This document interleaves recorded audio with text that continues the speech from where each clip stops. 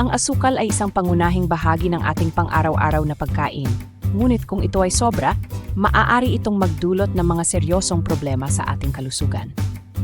Madalas na hindi natin napapansin na lumalagpas na tayo sa tamang dami ng asukal dahil ito ay kadalasang tago sa mga paborito nating pagkain at inumin. Kaya, mahalaga na maging aware tayo sa mga senyales na nagsasabing kumakain na tayo ng labis na asukal. Sa video na ito, tatalakayin natin ang 10 warning signs na dapat mong bantayan upang malaman kung sobra na ba ang asukal sa iyong diet.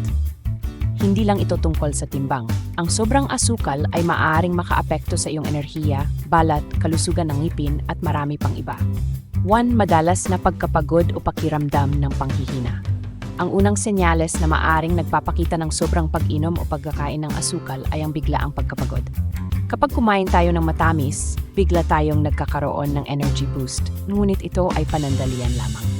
Pagkatapos ng biglang pagtaas ng enerhiya, bababa ito ng mabilis na tinatawag na sugar crash. Ang iyong katawan ay magsisimulang makaramdam ng matinding panghihina at pagod. Kung napapansin mo na palagi kang napapagod kahit hindi naman masyadong abala ang araw mo, baka ito ay dahil sa sobrang asukal sa iyong kinakain. Pagtaas ng timbang. Isa sa mga pinakahalatang senyales na kumakain ka ng sobrang asukal ay ang pagtaas ng timbang.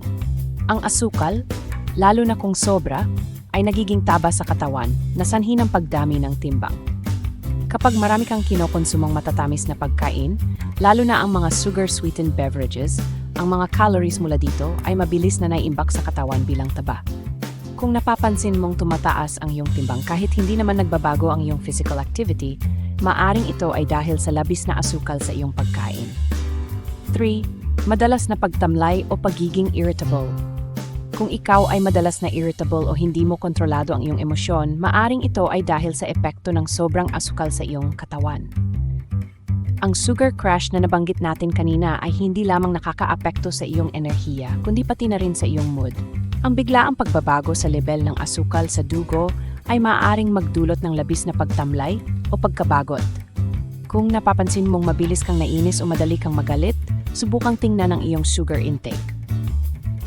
4. Pagkaramdam ng labis na pagnanais sa matatamis. Ang sobrang asukal ay nagdudulot ng dependency. Kung napapansin mong mas lalong lumalakas ang pagnanasa mo sa matatamis na pagkain, ito ay dahil ang asukal ay nakakapag-trigger ng dopamine release sa utak, isang kemikal na nagdudulot ng kasiyahan. Habang mas kumakain ka ng asukal, mas lalong tumataas ang cravings mo at mas nagiging mahirap itong kontrolin. Kung ikaw ay palaging naghahanap ng matamis pagkatapos kumain o hindi ka makontento sa pagkain ng kaunting dessert, maaring nagpapita ito ng labis na pagkonsumo ng asukal. 5. Mga problema sa balat, katulad ng acne. Isa pang senyales ng sobrang pagkain ng asukal ay ang pagkakaroon ng mga problema sa balat, tulad ng acne.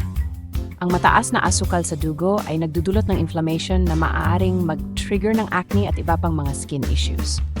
Ang sobrang insulin na pinapalabas ng katawan kapag mataas ang level ng asukal ay nagpo-produce ng mas maraming sebum o langis na nagdudulot ng baradong mga pores at acne breakouts. Kung napapansin mong biglang dumadami ang iyong acne o mas lalong dumudumi ang iyong balat, subukan mong bawasan ang iyong sugar intake. 6. Sakit sa ngipin o madalas na pagkakaroon ng cavities. Ang asukal ay pangunahing sanhi ng pagkakaroon ng cavities o sira sa ngipin. Kapag ang bakterya sa iyong bibig ay pinapakain ng asukal, sila ay nagpo-produce ng acid na sumisira sa enamel ng ngipin. Kung napapansin mong palagi kang may sira sa ngipin o madalas kang magkaroon ng sakit sa ngipin, maaring senyales ito na masyadong mataas ang iyong sugar consumption. Regular na pagbisita sa dentista at tamang oral hygiene ay makakatulong. Ngunit pinakamahalaga pa rin ang pag-iwas sa sobrang asukal upang mapanatili ang kalusugan ng iyong ngipin. 7. Biglaang pagtaas ng gana kumain. Ang sobrang asukal ay maaaring makaapekto sa mga hormones na nagkokontrol ng iyong gutom.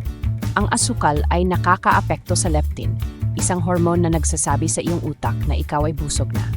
Kapag napakaraming asukal sa iyong diet, maaring hindi na epektibong gumana ang leptin, kaya't mas madalas kang nakakaramdam ng gutom.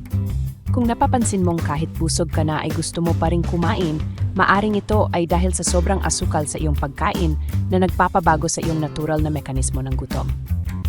8. Mas madalas na pagkakasakit o mahinang immune system. ang sobrang asukal ay maaring magpahina sa immune system ng katawan. Ayon sa mga pag-aaral, ang labis na asukal ay nagpapababa ng kakayahan ng immune cells na labanan ng mga bakterya at virus sa katawan.